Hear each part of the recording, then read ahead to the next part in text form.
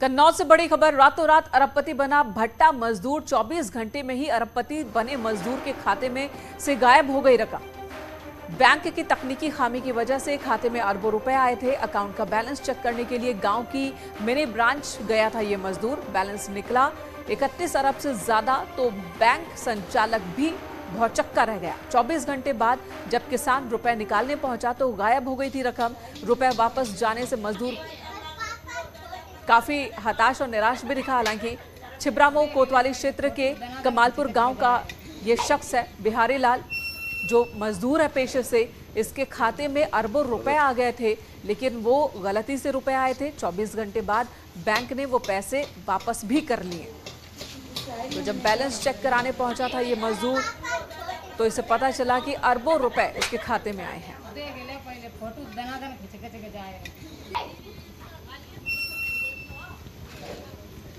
कन्नौज की ये खबर है। कई बार इस तरह के इंसिडेंट्स देखने को मिले हैं जब बैंक कर्मचारियों की गलती की वजह से किसी और के खाते में पैसे चले जाते हैं और बैंक ने अपने पैसे वापस भी ले लिए। लेकिन इसी बीच ये मजदूर अब चर्चा का विषय बन गया है। लोकेश हमारे साथ मौजूद हैं फोन लाइन पर। लोकेश, वाकई चर्चा का विषय है, क्योंकि रातों रात अरबपति बनना और उसके बाद वापस उसी कंडीशन में आ जाना। कैसे हुआ ये सब कुछ पता चला क्या?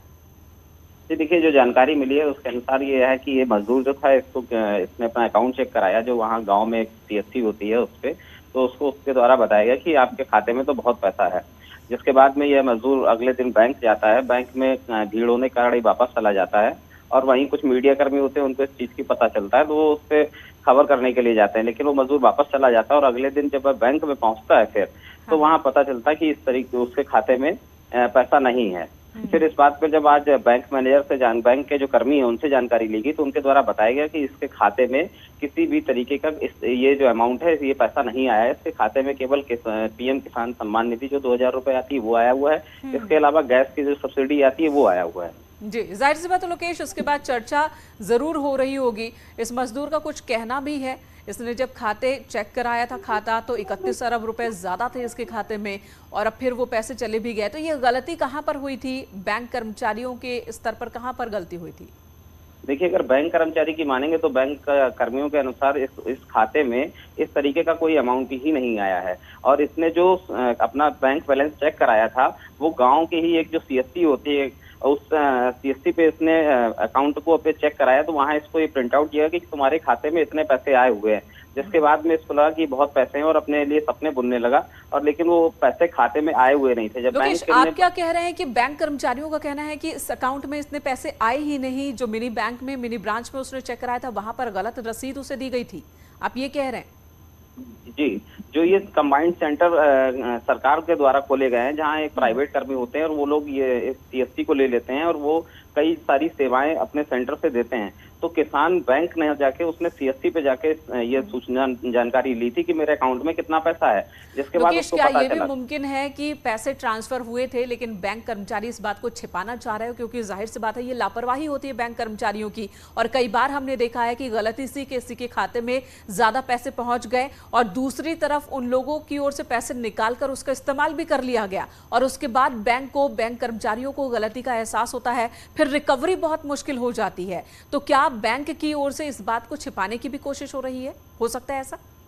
जी, ये देखिए, अभी ये जांच का विषय है कि जांच में क्या निकल के आता। फिलहाल बैंक तो ये कह रही है कि किसी शरारती तत्व के द्वारा ये काम किया गया है, जिसने इसमें कुछ एडिट कर दिया है और इस तरीके की कोई रकम नहीं आई है। अब ये जांच का विषय, जांच में क्या आता है ये देखने वाली बात होगी। धन्यवाद लोकेश इस वक्त पूरी जानकारी देने के लिए। तो कन्नौज का ये मामला, हालांकि इस मजदूर का दावा है कि इसके बैंक खाते में 31 अरब रुपए ज्यादा आ गए थे। बैंक ऑफ इंडिया में इसका खाता है, अकाउंट है। इसने मिनी ब्रांच में बैलेंस चेक करवाया था, जिसमें 31 अरब रुपए ज्यादा दिखा रहे थे। लेकिन बैंक कर्मचारियों का कहना है कि ऐसी कोई राशि इस बैंक अकाउंट में ट्रांसफर नहीं हुई है। कहाँ के रहने वाले? कमालपुर। आपके खाते में कितने पैसे आए थे? अरबल खरबल जामा कुछ आए। अच्छा, बैंक में आप गए थे? हाँ, बैंक में गए तो भीड़ लगी, तो हमने किताब चेक कराए ला। कहा कि जो इतने रुपये आओ मेरे, तो हुआ लगी भीड़, हम लौटे आए। अच्छा, जानकारी आपको कैसे हुई थी? ये गांव में है 71 रुपया, तो हम ऐसे संजय को लगाए थे, ने पिए थे, तो हमने चलो देखें, हम खाता चेक कर ले, देखो आए हुए हैं जी मेरा खेती वाले, तो वो हमें सौकाने निकाल लिए रुपये जो तो। फिर आपने देखा कई खरब पैसे आगे बढ़े? हाँ, हम चौंकी फिर हमने खबर चिल्लाई दी पिए थे और लेकिन हमने जो यार मजाक का 300 रुपया बताए रो मेरे थी रहे, हम तो चौंकी तो पूरे गांव को मालूम।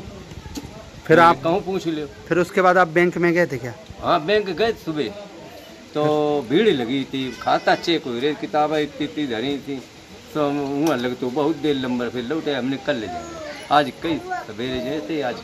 फिर आप क्या पैसे वापस चले गए, क्या हुआ? पैसे मतलब पता वापस चले गए।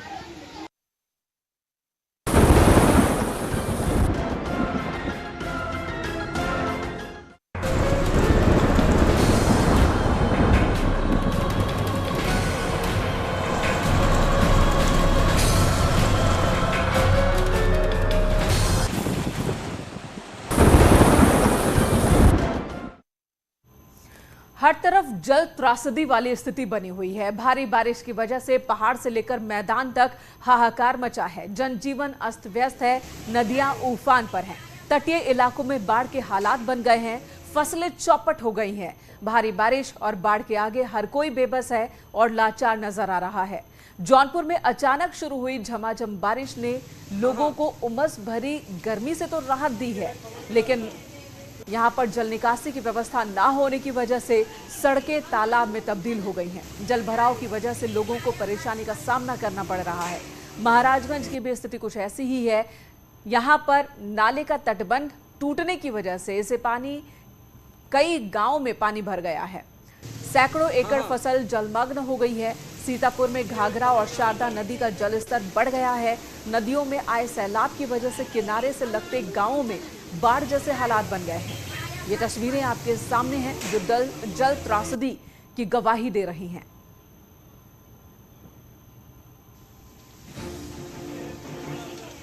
जौनपुर में बारिश ने सफाई व्यवस्था के दावों की कलाई खोल दी। कुछ ही देर की बारिश में सड़कें पानी से लबालब हो गईं। घास मंडी रोड से लेकर शहर के ज्यादातर इलाके पानी पानी नजर आए।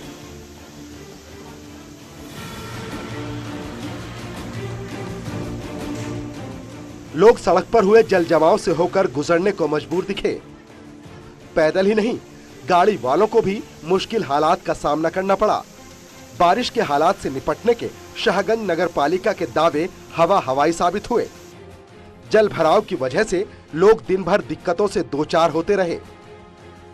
लगा हुआ है, ये जो है पानी हमेशा लगता है, जरा सा भी बरसात हो जाती है पानी बिल्कुल नहीं निकल पाता। किसकी मानते हैं? कमी हम इसको तो फिलहाल जो है ऊपर वाले की कृपा है कि बरसात हो गई है, नहीं तो बकिया तो अभी जुलाई के प्रथम पक्ष में तो सूखा ही सूखा था। तो नगर पालिका का कोई दोष उसमें नहीं था। नगर पालिका ने अभी अतिक्रमण भी हटवाया, लेकिन उसका कोई असर जल भराव की कमी इसीलिए है कि जो है नगर पालिका ने जो है अतिक्रमण हटवाया, लेकिन अतिक्रमण फिर से उस पर कर लिया गया, इसलिए और भी जल भराव की समस्या है।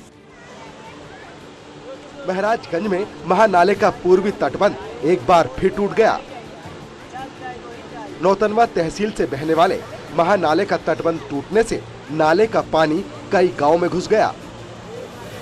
खेतों में पानी भरने से सैकड़ों एकड़ फसल चौपट हो गई। पानी भरने की वजह से कई घर भी गिर गए। नाले का करीब 20 मीटर हिस्सा टूटा है।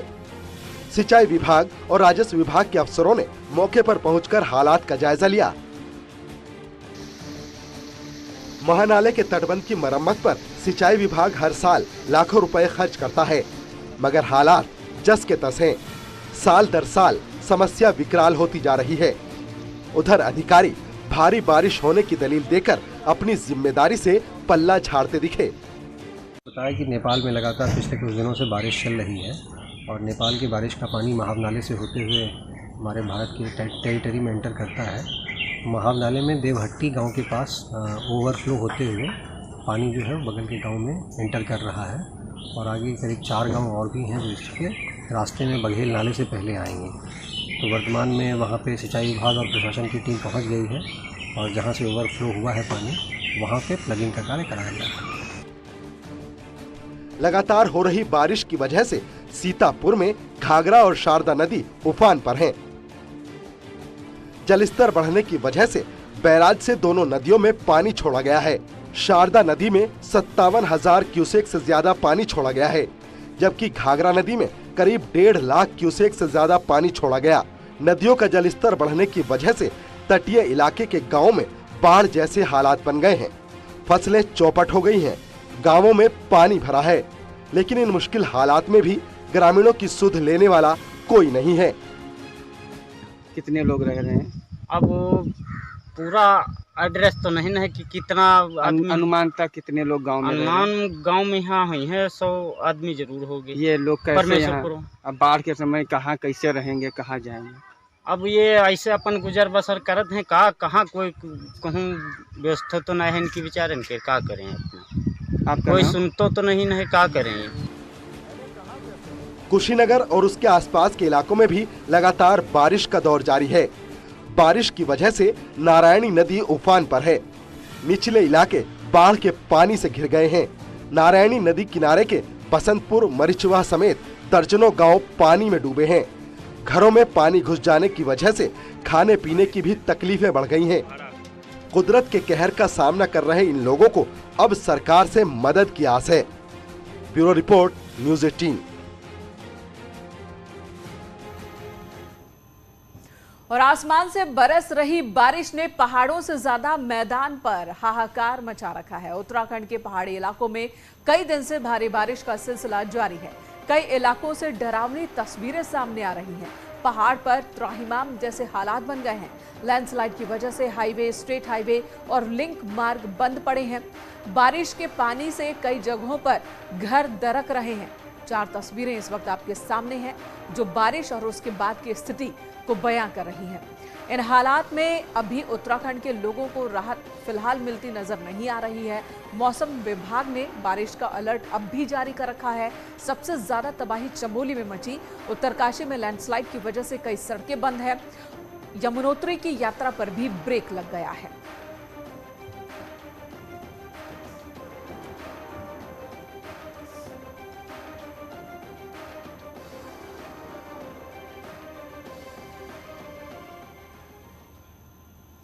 दिल्ली में हो रहे न्यूज 18 के अमृत रत्न कार्यक्रम में पहुंचे उत्तराखंड के मुख्यमंत्री पुष्कर सिंह धामी शामिल हुए, जहां सीएम धामी ने कहा कि उत्तराखंड में समान नागरिक संहिता लागू करेंगे।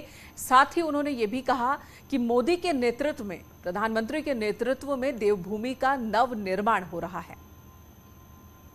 धामी जी, पहाड़ से जो सफर शुरू होता है दिल्ली की तरफ, इस आज़ादी के 75वें साल में एक सवाल ये कि दिल्ली अब क्या पहाड़ को ज़्यादा अच्छी तरह से समझने लगी है? देखिए, मैं सबसे पहले तो आपका धन्यवाद करता हूँ। आपने सबके समक्ष यहाँ हम लोगों को सबको बुलाया है, सभी अपने अपने विचार रख रहे हैं। तो जब से देश में प्रधानमंत्री के रूप में माननीय मोदी जी ने काम करना शुरू किया, तब से लगातार पहाड़ को आना भी और पहाड़ से यहाँ आना भी दोनों ही आसान हो गया है। उसका आप देख सकते हैं कि जिस प्रकार से सड़कों का निर्माण हुआ है, पहले देहरादून से दिल्ली आने में 7 घंटे, 8 घंटे, कभी 9 घंटे लगते थे। आज हम बहुत आसानी से अधिकतम 4 घंटे में यहाँ से पहुँच रहे हैं।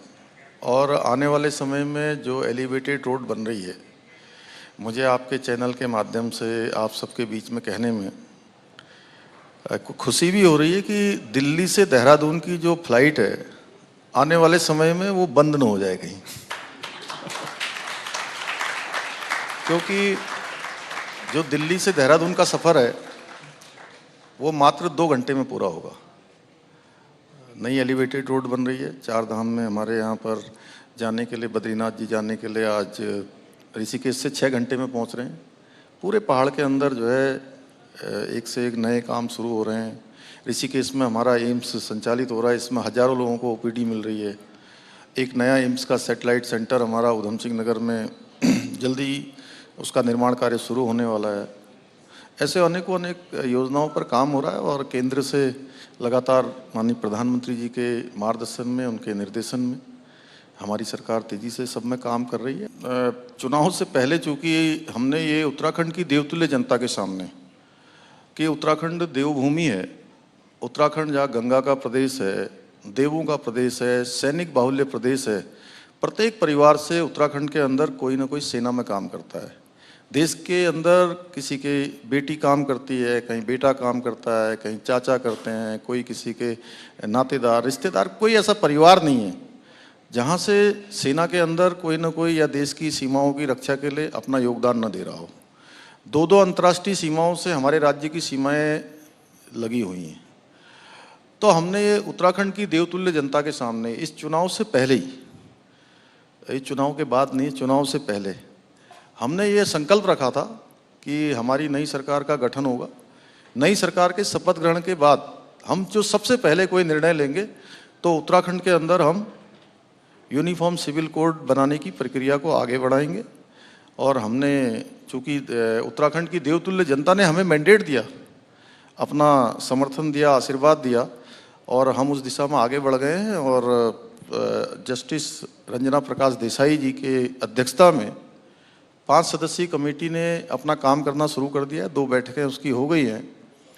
सभी हितधारक जितने भी उससे जुड़े हुए हैं उन सभी से वो कमेटी बात करेगी, जन संवाद भी करेगी, और जन संवाद के आधार पर जो कमेटी एक ड्राफ्ट बनाएगी और उसी ड्राफ्ट के आगे लेकर सरकार उसको लागू करेगी। हम इस दिशा में तेज़ी से, जो हमारा तय समय सीमा है उसमें यूनिफॉर्म सिविल कोड उत्तराखंड के अंदर लागू करेंगे।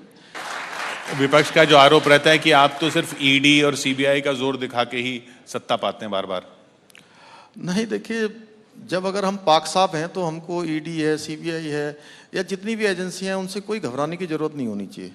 अगर किसी ने कोई गलत काम नहीं किया है तो मैं समझता हूं कि मोदी जी के शासनकाल में किसी को घबराने की आवश्यकता नहीं है। अगर किसी ने गलत काम किया होगा तो कानून उस पर काम करेगा। गैरसैंण की अगर बात करें, वो हर चुनावों में ये सवाल उठता है और फिर चुनावों के बाद वो फिर रेंगता रहता है। ये अभी भी रेंगेगा? नहीं, आपको थोड़ा किशोर भाई शायद गलत किसी ने बता दिया है।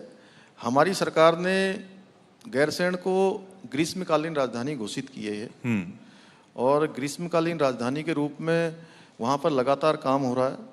और अभी भी इस बजट में भी हमने गैरसैंण के लिए जो है अलग से धन आवंटन की व्यवस्था की है। और गैरसैंण हमारी सबकी संभावनाओं का, हमारी भावनाओं का केंद्र बिंदु है। तो निश्चित रूप से जो एक मैं कहूँ कि क्रम से और स्टेप बाय स्टेप गैरसैंण का विकास सुनिश्चित होगा, उसके लिए हम संकल्पबद्ध हैं।